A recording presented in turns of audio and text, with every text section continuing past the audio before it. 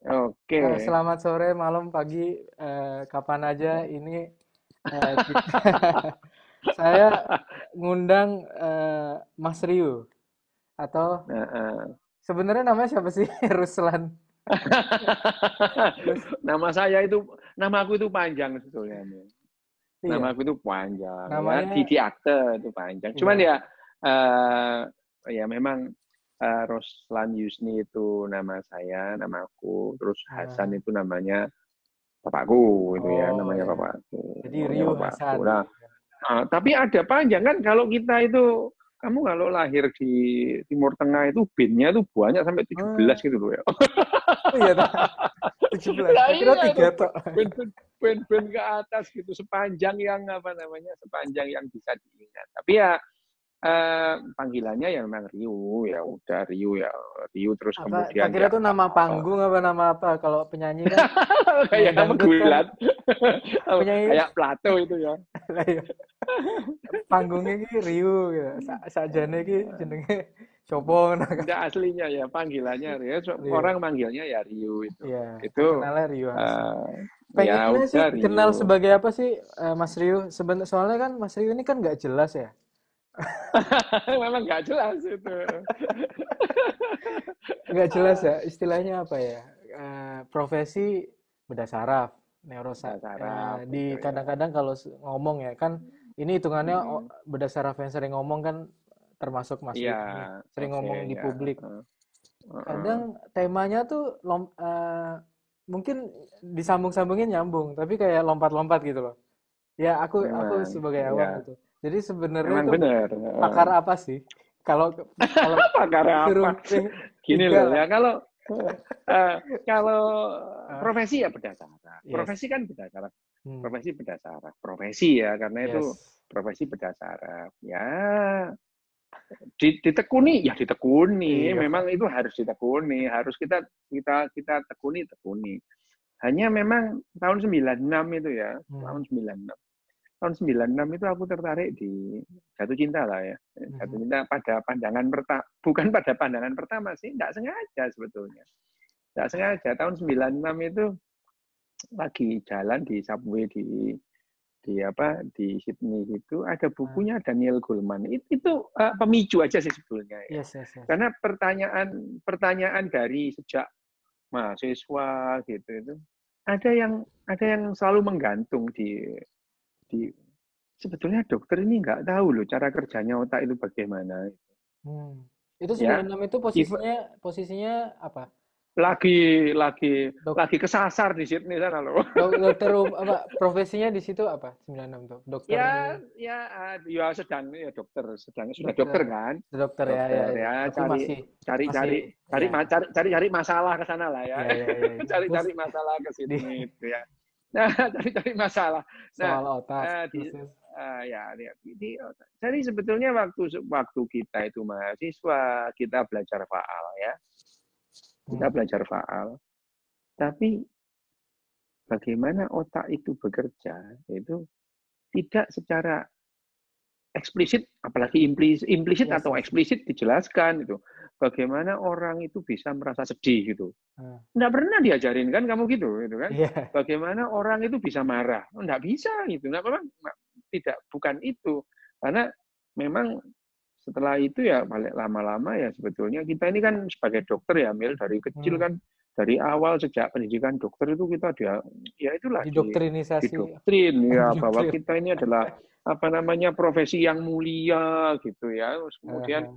padahal ya sebetulnya kalau dipikir-pikir gitu ya, waktu kita belajar kedokteran itu kan nalar rasional tuh nggak penting-penting banget. Yang Nggak penting penting, banget. Coba kamu nggak penting banget itu. aha. Nggak penting banget. Ya nggak penting banget. Selama kita belajar di kedokteran. Misalnya ini ayo Hmm. coba kita awal mulai saat kelas semester satu. Semester satu oke lah. Ada fisika, ada kimia. Itu ya ilmu alamiah dasar. Begitu kita memasuki pelajaran anatomi. Coba. Kan kamu hafalan saja. Iya, iya, betul, betul, betul. Hafalan itu. Hafalan kamu. Wow. Oh, ada yang namanya apa, meskipun ya kita kalau yang bisa bahasa Latin ya apalannya pakai banyak pola. membantu, Ya. membantu ya, Pakai pola misalkan pemahaman. misalkan misalkan apanya arcus venosus dorsalis pedis misalnya ya itu arcus Arcus, vena yang ada di dorsal kaki kan kaki. ya, Ya. itu kalau kita ya itu kan, tapi kalau nggak ngerti kan kita ngafalin buta gitu ya, bahkan Setuju. dulu itu ya buta itu buta terus kemudian ada sampai kita tuh sering nggak paham kenapa bentuk-bentukan aneh itu dihafalin tabatiar anatomikum. Ada apa kita hafalin barang beginian itu Iya, kan ya iya. mikir kenapa sih gitu ya itu. Kenapa gitu. Ini kita hafalin barang-barang ya apa namanya tabatiar Tabatier anatomikum ya sini dibatasi ya. dibatasi oleh tendon Endo ya. extensor pollicis longum dan pollicis brevis misalnya gitu ya. Itu apa ya gitu ya. Terus misalnya faal itu kan ya kita nggak mikir belas itu disuruh ngapalin. Ya disuruh ngapalin betul itu. Iya sih. Bahkan zaman segitu itu orang mengejar itu adalah ngejar pokoknya lulus. Belajarnya dari diktat gitu ya. Mungkin dari soal malah. Iya, diktat dan soal itu ya. Mungkin aku adalah termasuk beberapa gelintir yang belajar textbook gitu dan itu dianggap orang aneh itu. Ngapain mau punya textbook? Yang penting itu kan dosen sendiri loh, Mel. Dosen sendiri yang marahin aku gitu. Ngapain kamu buka-buka Facebook itu lah? Nggak usah ini aja. Ini apa diktatnya ini dihafalin. Ya aku kan ya perlu ngerti gitu ya. Tapi memang ya Mel ya, aku ini kan difficult person mulai kecil. Aku tidak pernah kesulitan menghadapi apa namanya pelajaran kognitif itu nggak pernah kesulitan. Yang kesulitan aku ngadepin orang gitu loh. Bermasalah, kesulitannya itu bermasalah. Aku ini bermasalah ya sebagai orang anak autis ya, bukan bekas ya memang autis berat gitu ya. Memang kesulitan aku berkomunikasi dengan orang itu berkesulitan itu. Makanya aku lebih seneng ngomong sama buku gitu ya. Buku kan ya gitu. Kalau misalkan buku, kemudian aku nanya buku ini ada bermasalah, cari buku yang lain. Nah, bukunya enggak marah gitu. Tapi kalau ada orang tuh, orangnya bukunya enggak marah. Tapi kalau ada orang, apa bener sih omonganmu digituin aja marah gitu ya. Apalagi di lingkungan kultur Indonesia ya. Lah iya, Dan itu ya kedokteran. Mas Rio apa namanya? Tumbuh di situ kan istilahnya? Tumbuhnya itu di lingkungan yang nggak tahan kritik gitu ya. Justru ya. Mempertanyakan sebuah ya di lingkungan yang namanya konfirmasi itu dianggap kritik.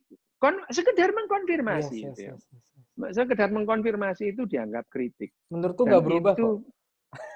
Sampai zaman dan menurutku itu aku kesulitan menghadapi itu. Aku model orang ya setelah tadi ini aku balik lagi. Memang gini, memang aku ini flight of idea gini. Yo, sama-sama lah. Masih mending. Aku dulu asosiasi longgar, beneran itu dulu. Asosiasi longgarnya parah dulu itu. Ini, nah dari yang waktu tahun 96 itu ada buku itu sebenarnya buku populer sih, Mil, bukan buku sains itu ya. Buku populer, bukunya Daniel Goleman ya. Daniel Goleman yang berjudul Emotional Intelligence. Aku beli kok ada kecerdasan emosi itu kecerdasan apa gitu ya itu. Ya itu sedikit buku itu sebetulnya kecerdasan emosi itu apa sih? Meskipun aku sudah dokter ya, aku nggak paham kecerdasan emosi itu apa gitu waktu itu ya. Dokter kan, neurologi kan kita jajari gimana ngerawat stroke ya itu. Bagaimana kalau ada tumor di otak ya, bagaimana kita ngerawat meningitis gitu ya. Bukan itunya kan, bukan sisi bukan otak sisi itu bekerja utamanya, bagaimana, tapi kita adalah bagaimana menyelamatkan otak itu supaya tetap bekerja kan gitu. Ya, jadi sebetulnya kita ini lebih persis handyman daripada scientist gitu ya, dokter ya. Ya, handyman itu. Kita tukang itu. Ya baru mau mereparasi ya, handyman itu ya. Kita dibiasakan berbicara mengenai bagaimana fix fixing ya, memperbaiki sesuatu yang rusak itu ya. Sesuatu yang rusak itu ya. Itu kan bagaimana tukang kayu itu, tukang kursi kan tidak pernah diajari filosofi kursi gitu ya. Bahwa kalau menurut Plato itu kursi ini adalah kursi palsu. Yang asli itu adalah di dunia ide sana. Kalau menurut Aristoteles itu ya kursi ini yang asli gitu. Itu kan filosofi kursi. Tukang kursi nggak penting. Bagaimana ngerakit kursi itu penting bagi dia gitu. Nah, dokter itu ya bagiku waktu itu ya dokter itu handyman. Ada handyman yang terampil banget gitu ya, macam-macam guru kita yang sangat mengagumkan ya. Saya dulu memang kagum sih dengan waktu waktu masih mahasiswa itu melihat Profesor Umar Kasan, Profesor Said gitu. Kagum memang as a handyman ya itu. Ya, ini apa Profesor Said sama Umar Kasan tuh profesor bedah saraf yang awal-awal di Indonesia ya. Ya, itu memang bagi saya mengagumkan banget itu waktu mereka dia memberikan kuliah klasikal. Terus kemudian saya melihat sendiri bagaimana Profesor Umar Kasan waktu itu mengoperasi Nyonya Mulia waktu itu ya. Nyonya Mulia itu penderita gigantisme dari Kalimantan Selatan gitu. Wow. Ya itu. Nah, waktu itu aku itu pas itu spesial banget ya buka wah itu gitu. ya bukan jadi mengambil dari SLTH. Nah. Waduh ini kok ini mahasiswa kedokteran kok iso ya. Wah gini kok utek tapi seko cangkem. Terus kemudian sepulang itu setelah lihat itu aku ke perpustakaan itu. Ya ke perpustakaan. Apa itu SLTH, sublabial transphenoid leukosektomi. Oh ternyata bukan barang baru itu ya. Iya. Ternyata bukan barang baru waktu itu kan aku kagum. Iya, gumun ya istilahnya. Wah, gumun waktu itu ya. Wah itu. Nah, oke, bahwa keterampilan dokter ya harus harus dilatih terampil itu seterampil-terampilnya. Tetapi bagaimana how brains work itu dokter nggak tahu itu ya. Hanya saja dokter itu sudah kadung sudah terlanjur dianggap ahlinya manusia. Orang itu menganggap dokter itu ngerti kerjanya otak gitu ya. Dan itu pertanyaan tuh gantung banget itu.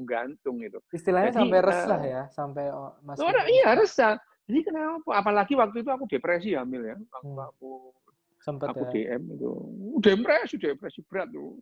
Dan hampir tidak pernah usai. Sampai sekarang itu depresi itu tidak pernah usai. Hanya aku paham sih depresi ya sudah depresi itu dijalanin aja gitu. Sekarang bisa di-manage lah ya.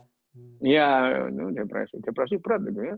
Nah, even aku konsultasi ke dokter jiwa pun juga nggak jawab. Sebetulnya mereka nggak jawab itu ya, nggak jawab. Cara kerja otak bagaimana itu nggak jawab itu. Nah, sampailah pada satu poin ya itu kebetulan sih aha itu ya. Nah, kebetulan pada saat ketemu emotional intelligence itu bagaimana itu adalah aja sih, pemicu aja. Sehingga itu lead me itu membimbingku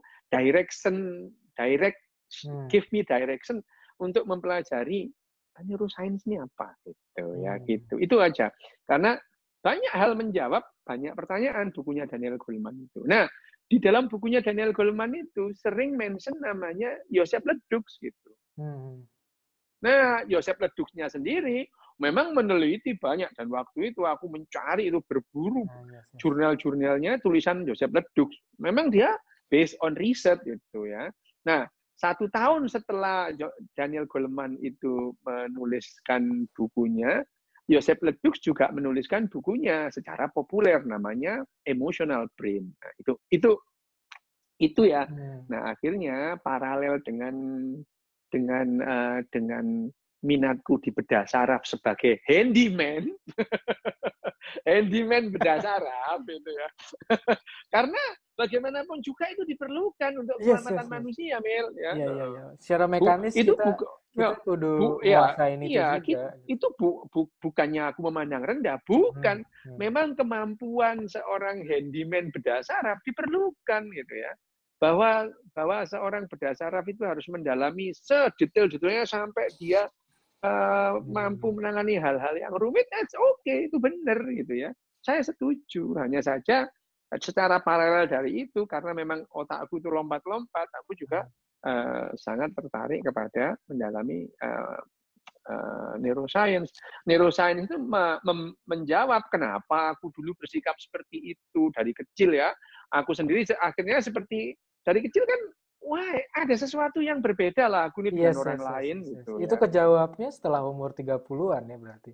Iya, ya itu jawabnya. Bayangin aja, pertanyaan-pertanyaanku dulu itu kan seringkali dihardik gitu kan, dihardik. Tapi Kenapa kok begini? tetap sirkuler Gitu. di otak gitu kan, istilahnya apa ya? Ya, Penasaran ketumpuk, mungkin depresinya juga gara-gara itu ya.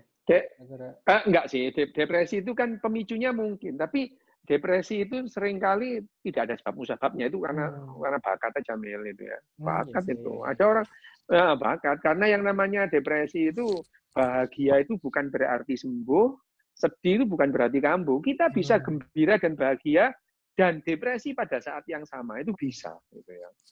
Bisa itu. Nah, makin ke sini dengan neuroscience itu depresi itu makin terpetakan. Meskipun kita makin bingung, ternyata makin banyak gitu. Luas banget. Makin banyak ya, meluas itu. Seperti cancer juga. Cancer itu pada saat Apollo 11 itu, Apollo 13 itu gagal mendarat di bulan itu. Sebetulnya Richard Nixon tuh ketakutan, udah nggak mau lagi mengirim manusia ke bulan itu ya, ke bulan. Maka itu dia menutup proyek Apollo. Waktu itu Apollo ke-17 sudah jalan meskipun belum berangkat. Nah, akhirnya ditutup itu. Dalihnya si Richard Nixon, dia akan mengalihkan dana dari Apollo itu untuk cancer gitu. Dia kan ini Richard Nixon kan sangat concern terhadap kesehatan gitu ya. Nah, dipikirnya kan kanker ini wah sebentar lagi akan selesai nih kalau kita punya dana besar. Ternyata makin tahu kita makin pusing lihat kanker ini kan. Dan masalah yang paling tambah rumit di peradaban sekarang ya soal kanker kan. Makanya ya, bukan soal lain gitu, soal kanker. Makanya itu ya. Jadi pikiranku yang lompat-lompat itu Mil ya akhirnya juga memang aku tuh tidak bisa fokus pada satu hal, itu nggak bisa gitu ya. Memang itu handicap gitu ya. Jadi terus kemudian kayak kanker, kanker didalami sampai dalam-dalamnya gitu. Meskipun itu tidak efektif sih. Efektifnya manusia itu ya satu tapi dalam gitu ya. Itu gitu. I know, aku ngerti tapi itu handicapku lah, enggak apa ya itu. Jadi tapi makanya kalau aku ini bingungi ya memang bingungi sih gitu ya. Aku nggak bilang bingungin ya, istilahnya dokter itu kayak tahu semua gitu. Enggak. Orang kayak gitu. Padahal Mas Rio nggak pernah ngomong sekalipun bahwa Mas Rio tahu kan, istilahnya apa ya? Aku tahu ini enggak kan istilahnya. Tapi Mas Rio kan kayak kasih jalan pandangan, kasih jalan pandangan gitu. Nah, di sini loh ada gap di masyarakat. Di masyarakat mungkin yang sekarang lagi nyari itu teman-teman kan di masyarakat kan sekarang di posisi yang informasi itu kayak tau lah. Mungkin 20 tahun lalu Mas Rio ngerasa kan bahwa informasi paling dari guru kita doang. Sekarang kan orang sekolah itu informasi bisa dari WhatsApp aja bisa gitu. Nah, tapi overwhelmed kan semua, kayak lautan kan. Ya, overwhelmed. Ya. Bahkan nggak usah soal kondisi sekarang deh. Soal ilmunya sendiri kan kayak kita neurosurgeon. Saya juga neurosurgeon. Ya. Tiap jam itu ada artikel neurosurgery gitu istilahnya keluar. Apakah kita harus baca semua? Apakah ini kan kita kan kayak tenggelam sebenarnya, tenggelam dalam informasi yang kita nggak punya kapalnya sama sekali, dan bekal itu nggak ada kan Mas Rio, kita itu di pendidikan itu nggak dikasih apa ya, lifeboat yang nggak dikasih skoci yang jelas gitu, ya nggak sih Om? Memang iya. Rasa gitu.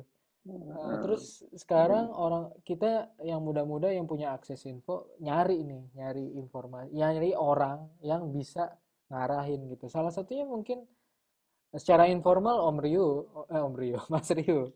Sekarang kan banyak Iyalah. ngisi ini kan, banyak ngisi tentang depresi, tentang macam-macam kan Mas Rio, yang mungkin hubungannya dengan Ya, sains.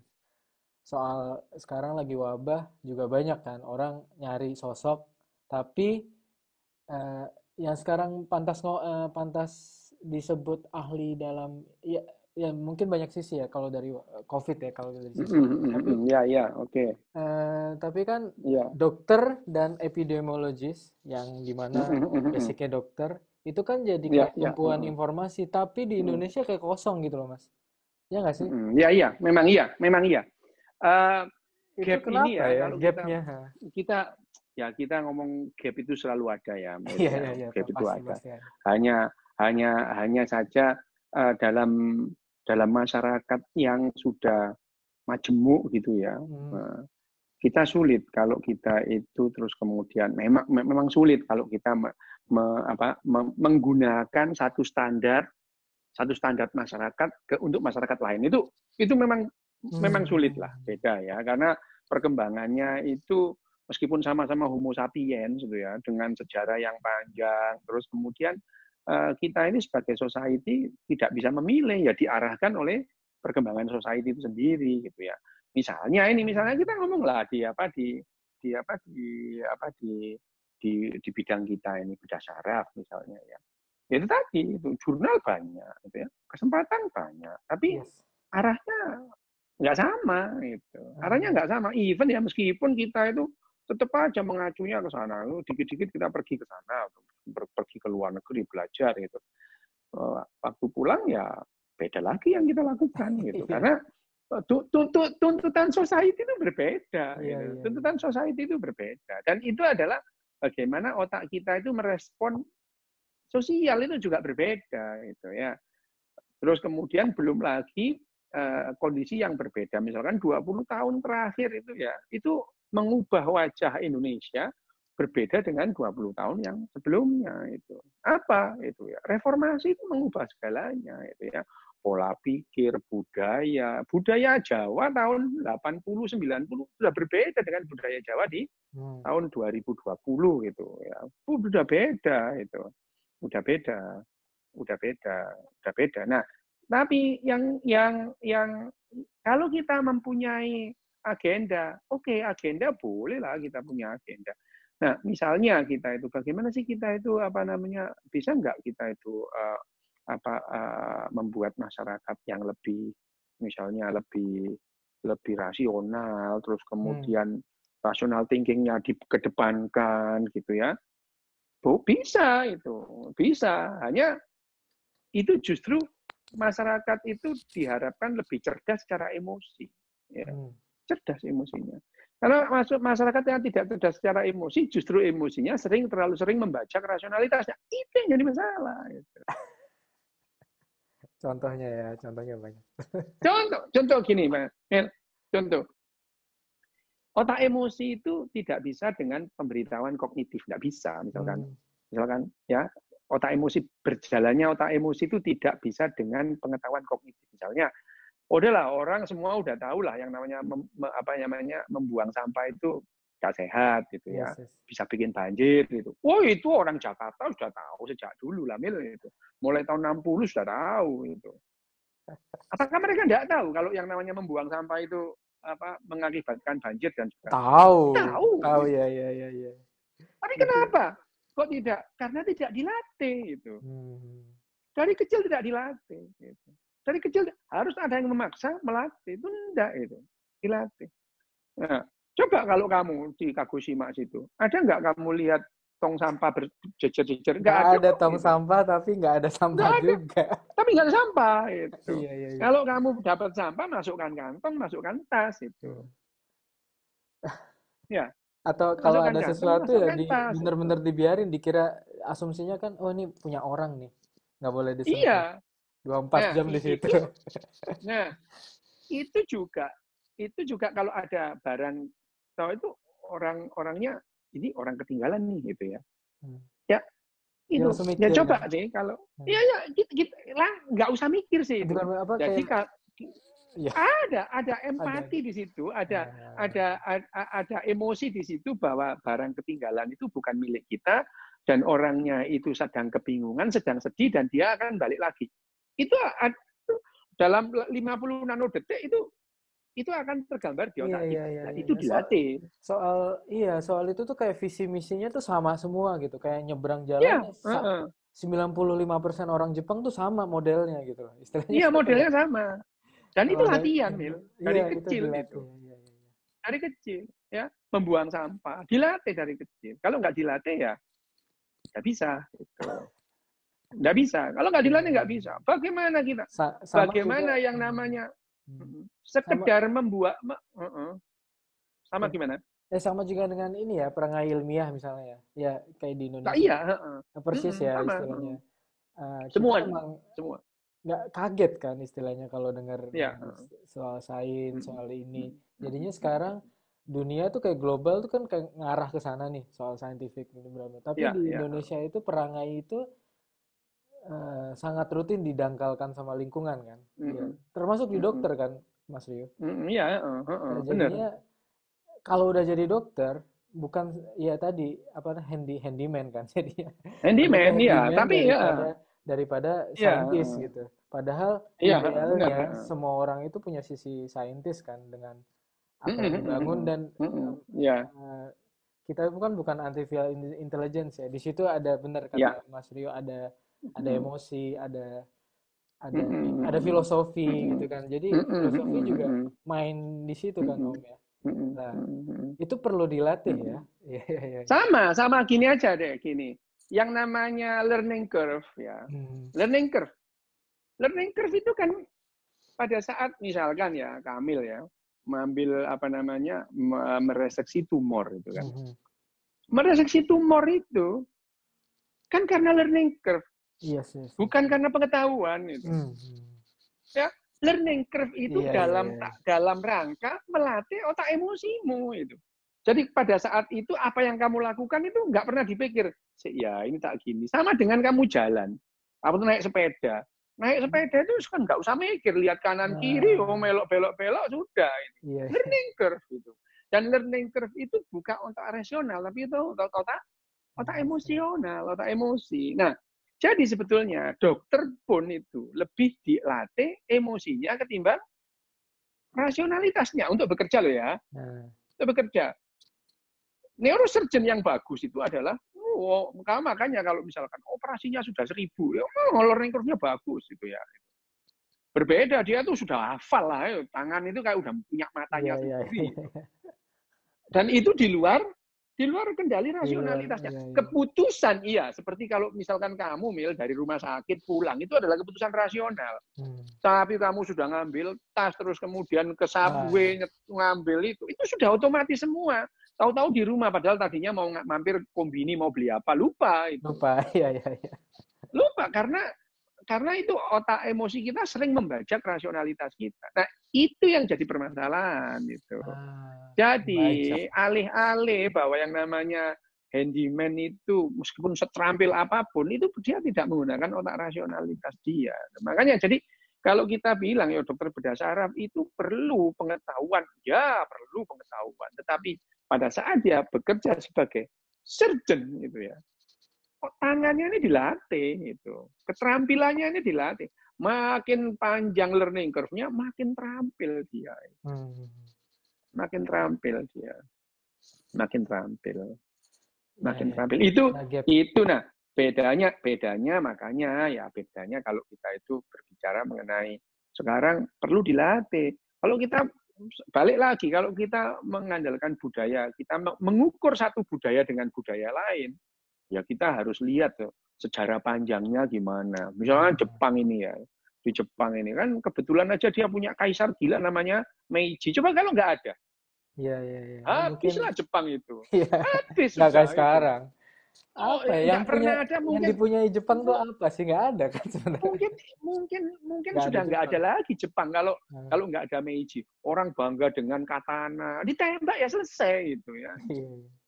Ya, lu Meiji itu melucuti katana itu membuat shogun marah, samurai-samurai marah itu ya. Tapi ya karena dia raja ya, siapa yang berani sama keturunannya Amaterasu Mikami ya nggak berani itu. Ya itu. Itu konfliknya sampai puluhan tahun kan istilahnya. Cuma untuk ngomongin budaya itu kayak konfliknya itu sampai klan-klannya tuh musuhan berapa generasi. Musuhan berapa generasi itu ya.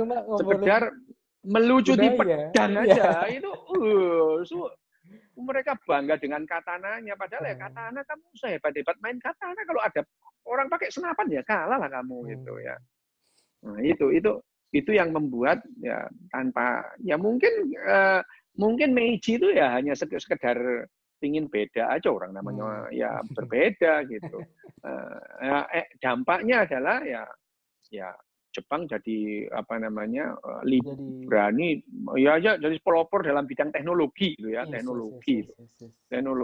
Padahal dulunya aja meskipun orang Korea itu istilahnya Korea itu budaknya Jepang, pada saat Jepang itu menyerang Korea dibully sama orang Korea itu.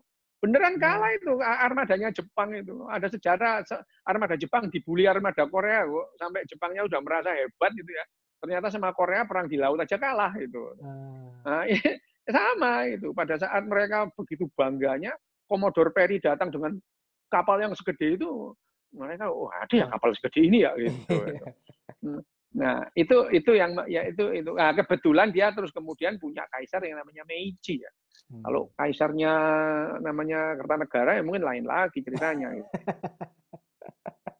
Ada Patih Gajah Mada misalnya. Ya, jadi artinya Jepang seperti sekarang itu ada sejarahnya lama, panjang. Pelatihan gitu, atau continuity dalam kultur ini juga sejarahnya panjang. Sejarahnya panjang, habis dibombardir, habis itu. Ngomongin Indonesia, berarti Indonesia ini kalau dibahas emang panjang sih. Kita kan punya kultur loose banget ya istilahnya. Itu karena heterogen juga kan ya, karena terlalu macam-macam jadinya loose kan, nggak satu gitu istilahnya. Tidak ada yang bisa disalahkan sih Mir. Iya, karena ini beda itu, nggak ada yang bisa disalahkan. Jadi ya budaya di Indonesia ya begitu gitu. Nggak bisa. Itu kalau misalkan ada, bisa nggak diubah? Ya bisa sih. Tapi perlu satu generasi misalnya ya. Misalnya perombakan kurikulum itu ya, perombakan kurikulum ya. Misalkan di Jepang, kamu di Jepang anakmu misalnya itu diajari matematika umur berapa?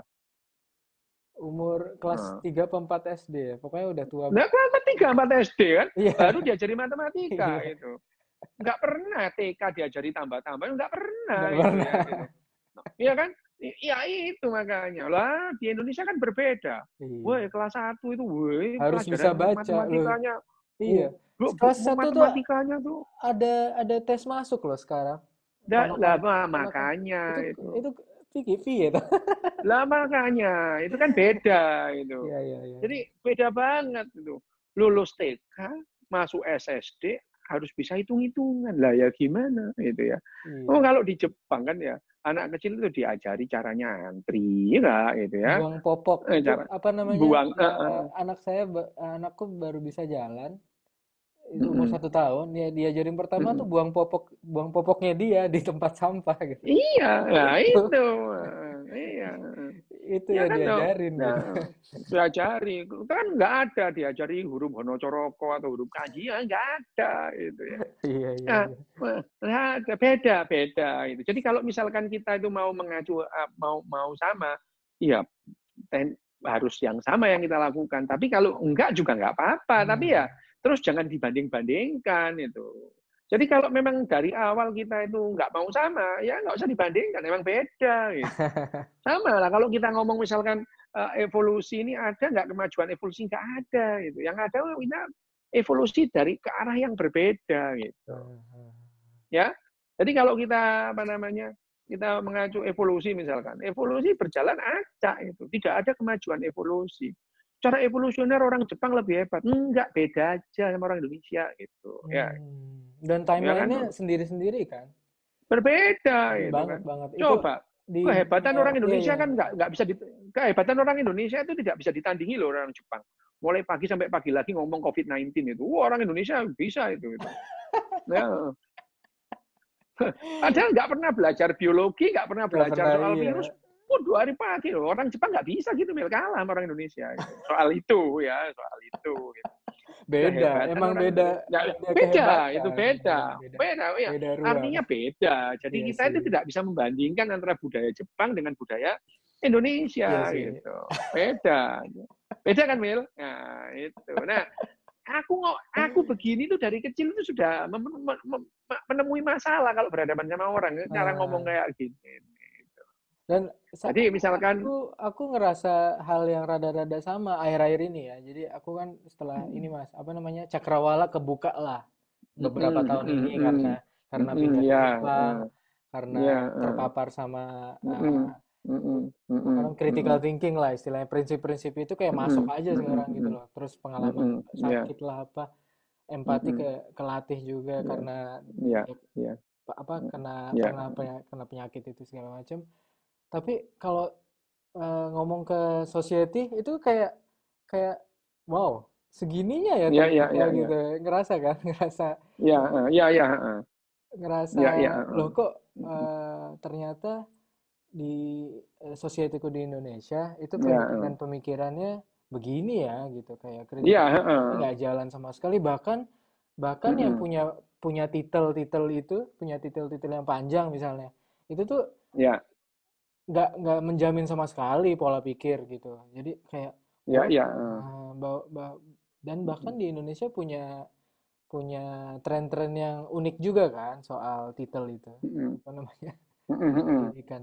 ya, Nah, terus soal profesi, apa namanya, aku tertarik soal ini nih, dokter itu didoktrin dari awal ya, bahwa eh, profesi kita bagus gitu, profesi kita mulia. Terus sekarang trennya itu dokter, apa namanya, titelnya tuh dipajang gitu. Itu Mas Yu lihatnya gimana?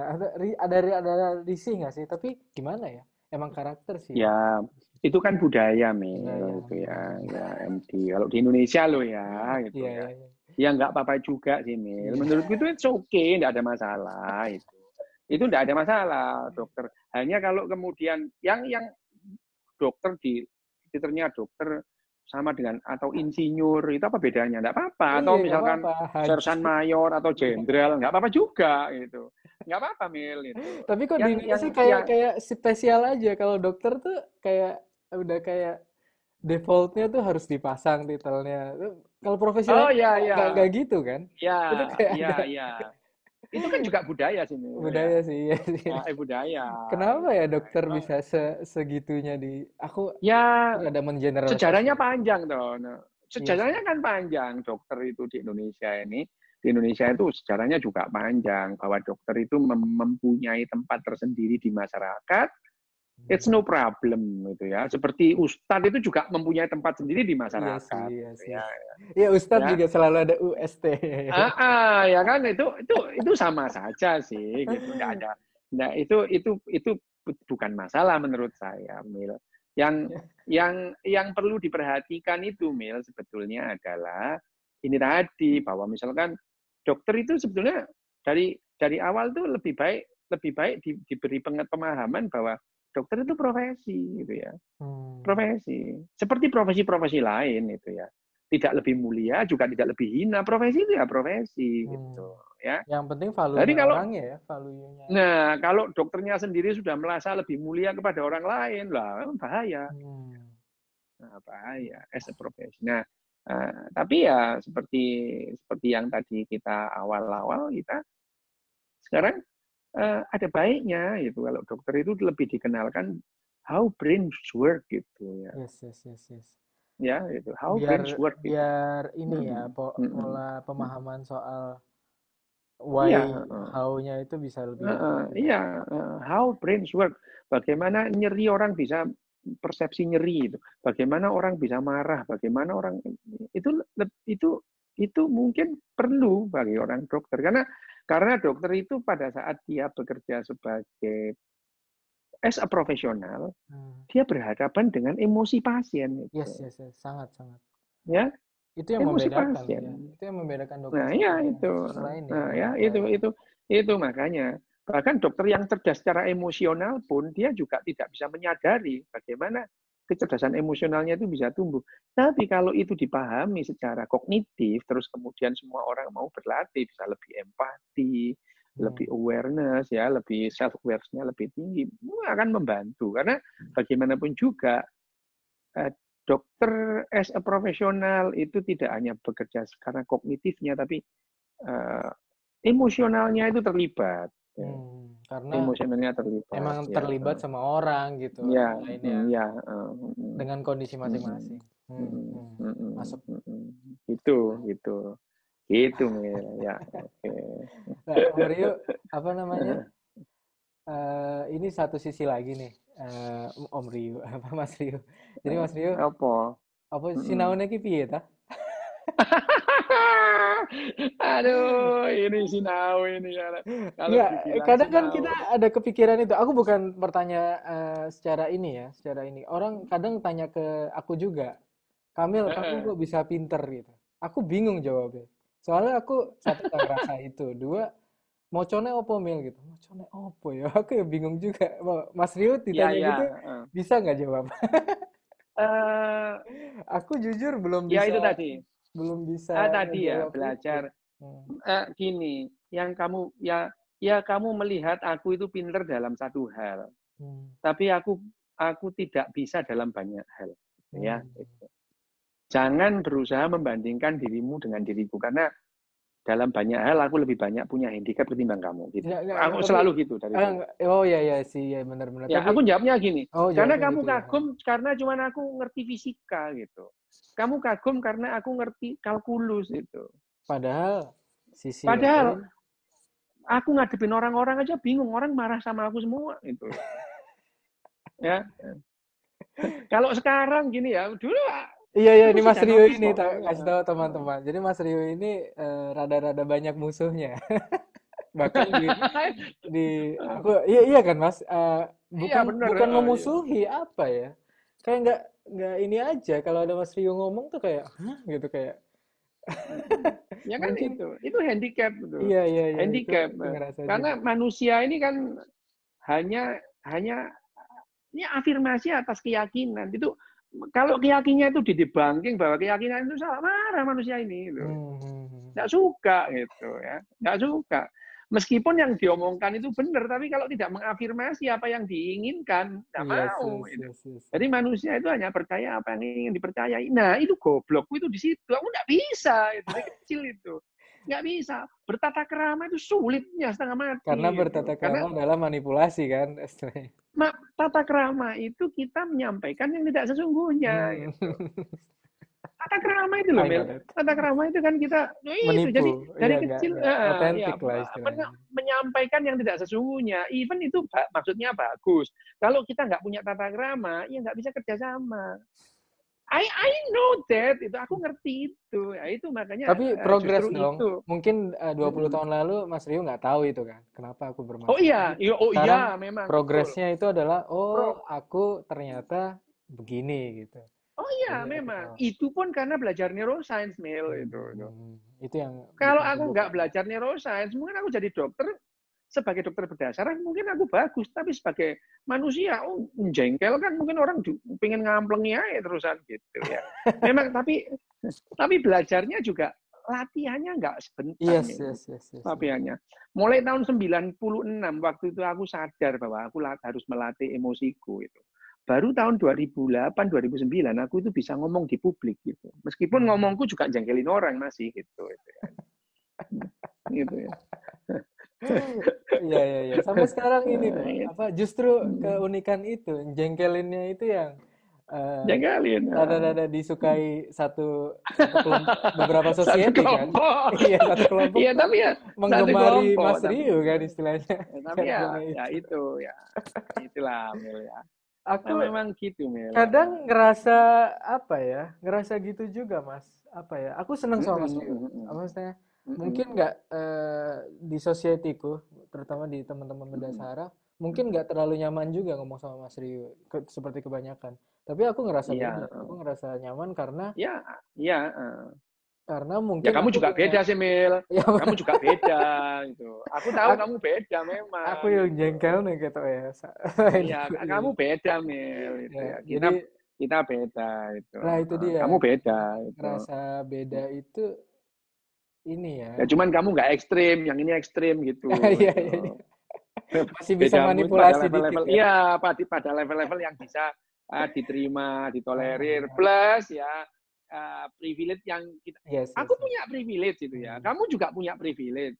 Kamu sebagai putranya seorang profesor, kamu punya privilege Iya, gitu. iya, iya, iya. Oh iya, aku juga gitu.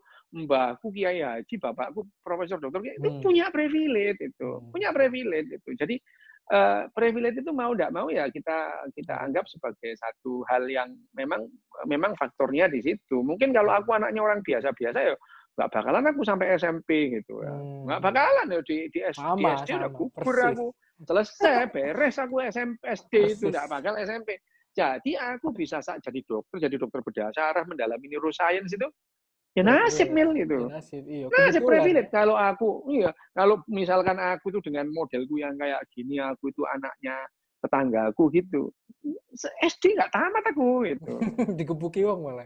Maksudnya, Ya, ya bukan siapa yang mau ini anak ya tahu-tahu sekolah mintanya kayak gini gitu ya. Ya itu kan karena aku anaknya bapakku gitu. Jadi ya iya, iya, guru-guruku sepakat SD ya ya. maklum ya wes Iya sih, gitu ya wes lah aku ya gitu. kadang iki nek ditakoni apa jenenge? Wah, hebat Kamil. Enggak, aku kebetulan doang kata gitu kan. Aku Lah aku iya. adalah hasil kebetulan semesta gitu, bukan Iya iya bukan benar hasil itu. kerja Ya, keras kan ya, enggak juga. nah, Kerja ya, keras kan ya, kebetulan juga, ya kan? ya Apa itu. namanya? Kalau ya Kepepet kalau juga aku kan ya, istilahnya. ya memang gitu Mil. Kalau aku sih paham bahwa semua ini kebetulan ya itu. Misalkan ya benar itu ya. Aku waktu kecil itu ya kebetulan aja sih gitu ya. Cuman ngomong gitu malah dimarahin sama Itu orang gitu. kadang Ngomong kadang benar banyak dimarahin sama yang orang susah gitu. nerima itu.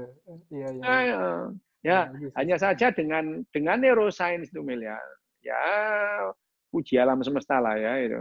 Karena kebetulan gara-gara di Subwin lihat buku gitu.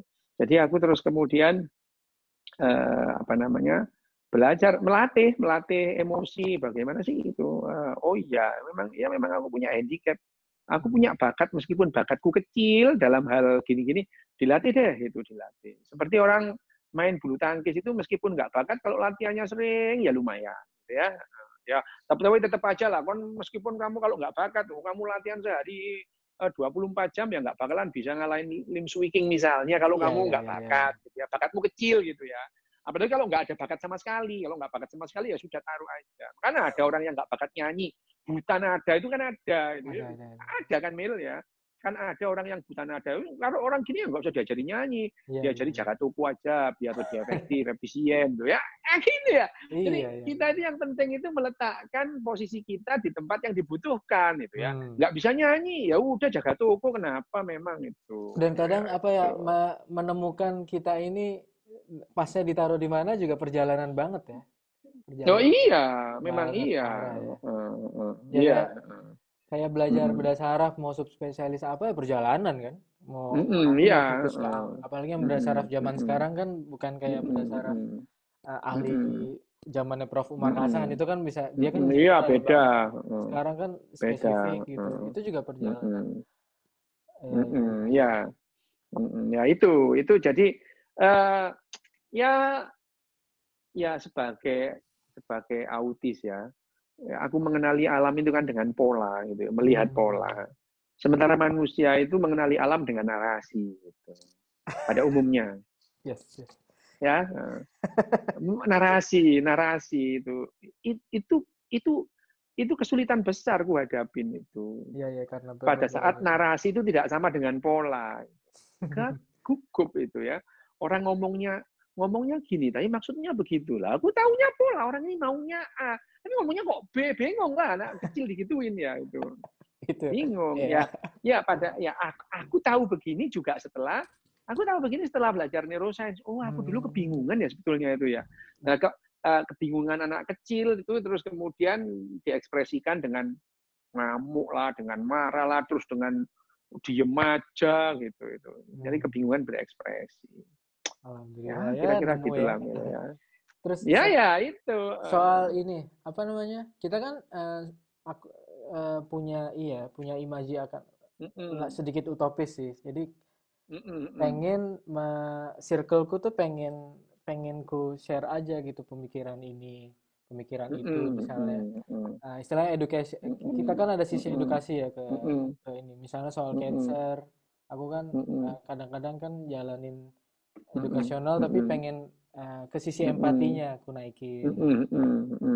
Nah itu gimana ya, padahal kan pemikiran kita ini kadang rumit kan, menyederhanakan dengan menyampaikan itu kayak wih, itu kayak sulit banget gitu.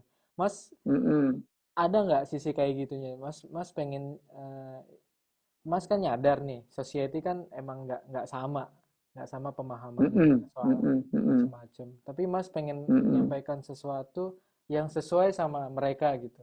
Itu gimana ya caranya? Aku sekarang belajar itu sih. Sekarang kan banyak terlibat di sesuatu. Itu tuh pengen menyampaikan tapi kayak kadang tuh nemu tembok gitu, nabrak tembok. Susah juga ya ini kayak mengkomunikasikan sesuatu ini gitu, ide ini memang bahwa ide itu pada saat kita bicarakan itu kelihatannya bagus, belum tentu itu akan bagus pada sebuah masyarakat, belum tentu loh. Ya itu dia, itu belum tentu, belum tentu.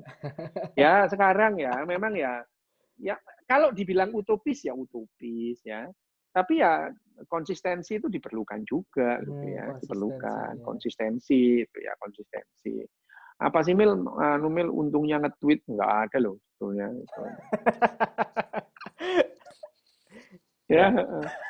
Ya, Bedes, selamat pagi ya kan apa gitu. Lah ya apa untungnya, nggak ada loh ya, profitnya nggak ada, benefitnya apalagi gitu ya itu.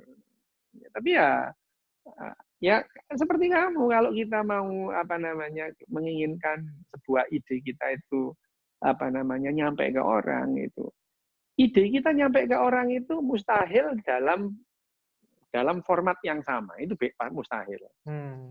Mustahil. Meskipun ada banyak kesamaan antara kamu dan aku, Mil. Percakapan ini, ideku itu tidak 100% kamu terima sama. Yes. Karena kamu sama itu ya. Ya sama itu. Apalagi berbeda gitu ya.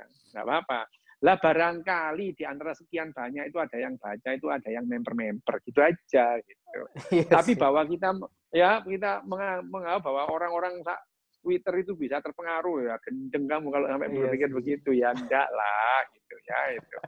Nah, tapi itu pun bagian dari kecerdasan emosi yang dilatih, Mil, ya.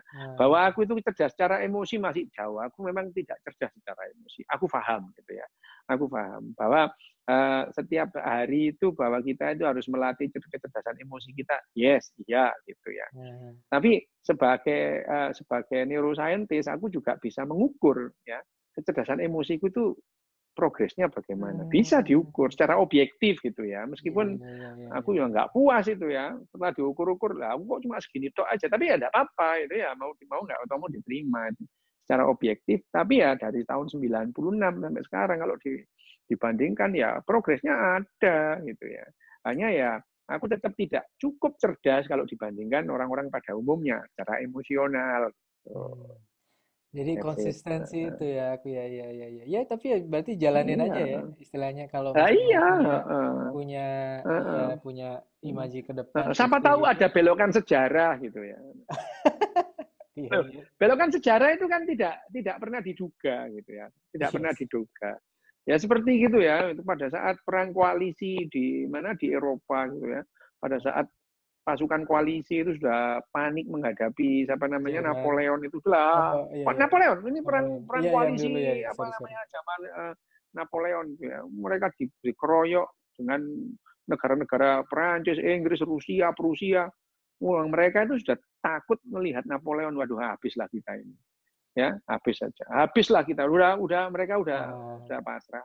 Sudahlah itu. Lah kok ya Gunung Tambora meletus. Ya. Terus suhu bumi turun 5 derajat. Di Eropa hujan selama 2 bulan nggak berhenti-berhenti. Terus yang namanya artilerinya Napoleon nggak bisa ditarik, kalah Napoleon. Bayangin aja, kalahnya Napoleon gara-gara Sama Gunung Tambora yang Tambora. meletus. Nah, itu kan Itu di siapa mana Tambora tahu gitu. gitu. Iya, iya. Nah, Gunung Tambora meletus gitu ya. Siapa tahu pada saat kita konsisten gitu terus ada belokan sejarah, siapa tahu gitu. Iya, iya, iya, iya. Itu no exactly. Kayak wa- Konsistensinya kayak hibur. kayak wabah ini ya belokan sejarah kan, Mas? Iya, belokan sejarah Terhadap gitu. banyak hal ya. Kita juga nyadar ya. Iya, Wow, kita juga iya, belokan belajar juga. sejarah itu. Masing-masing belajar banget kok Iya. dari Mas juga pasti belajar dari kondisi ini kan. Terus saya juga seru-seru banget sih. Nah, Oh, ya, ya, ya, ya, ya. terus Ya, untuk oke. ini apa namanya? Untuk pendidikan misalnya pendidikan di aku kan ini Mas, Mm-mm. aku di sini nggak apa-apa ya curhat-curhat dikit lah. Iya, iya, Di boleh. pendidikan gitu. Ke depan kan aku pengen lah konsen ke sana jadi guru apa jadi apa. Kalau diterima ya. Tapi Ya. Mm-mm. itu tuh Ya, ya, ya, gimana ya. ya Mas? Model apa guru yang sebenarnya yang bisa Uh-uh. hubungin dengan menyampaikan ide tadi ya. Guru yang oke itu gimana ya Mas ya? Aku insya Allah kan Oh. pengen jadi guru Mas Mm-mm. di mungkin di Mm-mm. institusi pendidikan khusus gitu kalau diterima. Itu tuh modelnya kayak Mm-mm. apa ya Mas? Soalnya sekarang tuh kayak ini kan siklusnya tuh Mm-mm. nggak nyampe banyak ngajarinnya kayak Mm-mm. Mm-mm. handy apa ya handyman tadi Mm-mm. satu Mm-mm. itu Mm-mm. kayak kurang aja padahal kan neurosurgeon misalnya Mm-mm. neurosurgeon itu adalah bukan cuma handyman kan mas sebenarnya akan Mil, Mil, aku telepon sebentar ya, Mil ya. oh iya iya iya. Bentar ya. Oh Oke, iya oke. tak ini tak Oke, maaf oke. itu tuh Oke. cara menurut Mas Rio gitu cara ngajarin ke anak-anak gimana nih gitu anak-anaknya ini maksudnya Ya. ke taraf yang di pendidikan yang ini ya setelah SMA ya maksudnya S1 atau Mm-mm. Mm-mm. yang udah Mm-mm. bisa nemu pikiran gitu Mm-mm. tapi Mm-mm. Mm-mm. di Indonesia kan budaya untuk berani nanya berani mikir kan kayak mungkin emang unik ya emang beda Mm-mm. ya nggak Mm-mm. seperti Mm-mm. tempat lain yang berani nanya dan bahkan pendidikan ini kayak ngebebasin tapi di Indonesia kan kayak wis to pokoknya melu gurune wis to melu maskul Mm-mm. Ya, ya. ya ya ya itu Mm-mm. tuh Mm-mm. pengen Mm-mm. gitu dikit-dikit kita saya apa ya saya rubah dikit gitu ya nggak sih mas itu menurut mas gimana Mm-mm. idealnya ngajarin wong ki piye kudune Ya, setelah ini ya, Mil ya. Ah, Formatnya itu adalah formatnya setelah belajar mengenai apa itu emotional intelligence, iya sih bagaimana kita itu share pengetahuan, hmm. bagaimana kita itu melatih emosi pada anak juga itu. Ya, memang akhirnya berpegang pada sains terbaru sih, Mil, gitu ya. Misalnya, bahwa yang namanya privacy itu harus kita hargai. Hmm. Privacy anak itu harus kita hargai. Sekecil apapun anak itu dia punya privacy. Ada hal-hal yang jadi hak mereka yang tidak bisa kita ambil seharusnya. Hmm. Ya, bahwa anak itu hadir di dunia itu gara-gara kita ingin punya anak itu. Iya iya iya Ya, ini jadi bisa diinikan ke semua sih ya sebenarnya bukan soal anak boleh doang itu. ya, ya. Boleh ya, ya. Hmm. Bahwa anak ini ada di dunia ini gara-gara aku pengen punya anak gitu ya. Nah, Jadi obligasinya itu jatuhnya ke aku daripada ke anaknya itu. Lebih pada begitu. Meskipun kita harus kerjasama iya ya iya itu. Obligasinya. Jadi bagaimana? Jadi bagaimana? Tapi memang aku dikritik banyak orang akhirnya gitu ya. iya iya Dikritik banyak orang pada saat anakku umur 6 tahun, aku sungkem sama dia gitu pada saat lebaran gitu. iya Sungkem wow iyalah. Ini kan sungkem itu karena ya harusnya ya bapak ini yang punya salah harusnya. Itu kan kamu ada karena kesalahan bapak ingin punya anak. iya iya Jadi kalau bapak ingin punya anak, kamu harus menghadapi kerasnya kehidupan. Kamu harus iya belajar yang capek gitu ya. iya ya Minta maaf yang gitu. Ya. yang itu apa nerima akibatnya anak ya ya lah Nah iya itu. murid juga Gak, sama terus ya murid ya ya terus murid terus kemudian kita juga memberikan ya murid itu kan ya misalkan murid itu kan ya sama gitu. Artinya Hmm. pada obligasi itu lebih pada orang yang dewasa ketimbang yang anak-anak obligasi ya Hmm. kewajiban itu ya kewajiban. Nah, pertimbangan anak-anak itu kan pertimbangan emosional gitu. Nah, bagaimana emosionalnya itu jadi lebih terampil, lebih cerdas? Itu kan ya memang ada anak dari kecil tuh emosional cerdas banget secara emosi itu ada gitu ya. Ada orang yang secara emosi itu cerdas banget itu ada gitu ya. Tapi nggak umum Itu kan? ada. Tapi nggak umum gitu. Nggak Nah, kelompok kalau besar. kita itu mengembangkan kecerdasan emosi, ya sudah seperti di Jepang lah Mil itu. Anak bagaimana diajarin buang sampah, tidak boleh melanggar lampu-lampu lalu lintas. Dari siapa? Semua orang tidak melanggar lampu lalu lintas itu. Anak akan meniru. Jadi emosi itu dikembangkan dengan meniru itu. Meniru gitu. Bagaimana kita meniru, kalau mau meniru hal-hal yang baik, kalau yang ditiru itu jelek semua, ya bisa gitu. Ya, itu. Jadilah seperti itu. Jadi kalau kita mau jadi guru, Mil ya, Yes, itu. aku berusaha menghindari jadi guru sih, Mil itu. Karena berat itu ya. Tapi maaf ya, aku nanya ini.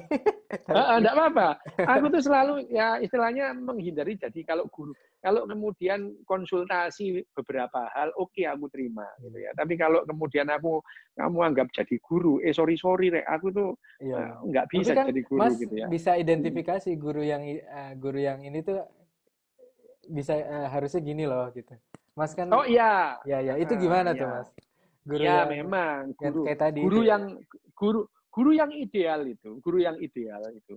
Selain dia itu memberikan kognitif, dia memberikan contoh. Tadi ya. Ya, contoh itu. Contoh itu apa? Ya mulai kehidupan sehari-hari, bukan hanya dia di kelas itu ya.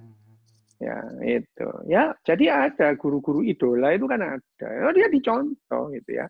Mulai guru matematika itu bukan hanya guru matematikanya, kesehariannya. Makanya kita dulu kagum dengan guru-guru tertentu itu bukan karena dia di kelas hebat. Kesehariannya gitu ya, itu. Ya kan itu. Jadi kita itu melihat guru di situ. Jadi kalau kita mau jadi guru itu ya, wah ya berat itu kan, orang itu kita perlu contoh-contoh yang bagus lagi. Kita ini ngasih contoh aja nggak bisa gitu. Nah, tapi kalau kita sebagai pengajar tidak sama dengan guru kan. Oh ya beda ya. Ya beda lah. Mil. Kalau aku ngajar neuroscience, aku bukan guru Mil, aku tuh ngajari neuroscience saja gitu. Nah, tapi bagaimana aku berperilaku orang itu terus kemudian menggugu dan meniru aku gitu ya. Guru, oh iya. Di gugulan ditiru gitu ya. Nah, itu kan urusannya jadi beda. Nah, ini kan kita ngomong value ya, value. Kalau pengajar ya sudah sih aku ngajar apa yang perlu aku sampaikan, selesai, materinya selesai, udah. Nah, ini mastery speaking, terus kemudian mastery learning. Kamu ngerti nggak, paham nggak yang terus kemudian evaluasi pengetahuannya selesai, itu pengajar itu ya itu pengajar. Tapi kalau kita itu melihat bahwa value itu harus diambil secara holistik, waduh angel Mil urusannya Mil itu ya. Ya, nah itu yang ideal gitu. Tapi justru jadi secara belajar sebagai pengajar juga kita juga belajar jadi guru, oke juga ya Mas ya. Ya iya, ya itu. Tapi ya semua guru mungkin ada baiknya. Semua guru itu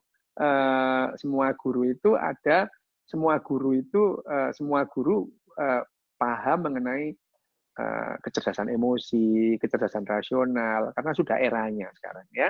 Dari eranya sekarang itu kita sudah memetakan pengetahuan kita tentang otak itu sudah jauh. Hanya gapnya itu luar biasa. Yang dipengetahui orang secara awam itu adalah pengetahuan otak tahun 30. Nah, itu bayangkan ya. Ya. Itu. Yang diketahui oleh awam itu adalah cara kerja otak tahun 30 itu. Pengetahuan tentang otak tahun 30. Sementara ilmu terbaru tentang otak itu sudah jauh di depan. Dan maju terus percepatannya. Nah, sekarang itu dibelan-belani Mil itu ya. Beberapa kali diundang orang ngomong soal emotional intelligence malam-malam, oke lah gitu. Untuk memperkecil gap gitu ya. Memperkecil gap gitu ya. Barangkali di antara orang-orang yang populer ini ada yang nyandak-nyandak dikit gitu. Itu aja. Siapa tahu ada belokan sejarah, kira-kira gitu lah. Iya. Kenapa Mas Rio konsisten ya? Dalam yang bela-belain. Kenapa tuh malam-malam jam 10 malam itu, jam 10 malam di Indonesia itu jam 12 di Osaka tahu. Iya tahu. Iya Mas Rio kan berapa minggu ini rutin kan malam lapo begini. Tengah-tengah malam loh Mel itu. Ngapain di Tokyo tengah malam gitu. Tapi ya siapa tahu. Gitu. Padahal itu pro bono kan istilahnya Mas kan istilahnya. Ya iya enggak iya. Enggak, Jangankan benefit aja enggak gitu. Iya itu pro bono. Iya. Ya itu aja itu. Nice. Konsistensi penting karena ya orang menghadapi hidup sulit macam aku itu merasakan juga akhirnya aku bisa berempati. Oh ya orang menghadapi itu kesulitan itu ya sulit banget. Nah gimana sih? Gitu, dan ya. manusia itu kira-kira pasti gitu. ada sisi itu ya. Pasti ada dan perlu ya Mas di maintenance. Iya. Nggak cuma apalah hidup nggak cuma untuk di apa namanya keuntungan diri sendiri dan ini kan keluarga sendiri, tapi untuk society. Itu aku. That is the meaning of life itu. Jadi dari mempelajari neuroscience akhirnya aku mempunyai gambaran sendiri mengenai hidup itu. Yang namanya mind, jiwa itu pada saat kita berhubungan dengan orang, pada saat empati kita, neuron cermin kita itu berhubungan dengan orang lain, di situ ada jiwa. Neuron cermin, oke. Ya, nice. Pada saat yang namanya neuron cermin kita tertembak oleh neuron cermin orang lain, itu ya pada saat yang sama kita jadi punya jiwa. Gitu. That is the meaning of life. Kalau misalkan the meaning of life, lala kita ini ngobrol gini apa bukan meaning of life sih Mil gitu ya. Iya benar. Ngobrol gitu ya itu ya. Jadi kita punya mind, punya jiwa itu karena memang kita berkumpul bersama-sama, saling bertukar yang namanya neuron cermin kita saling bertembak, meskipun kita tidak secara sama persis bisa merasakan apa yang dirasakan orang lain, tapi kita bisa merasakan. Kalau seandainya manusia ini hidup lahir di gua, ya dia nggak punya jiwa, itu nggak ada itu, ya nggak ada jiwa,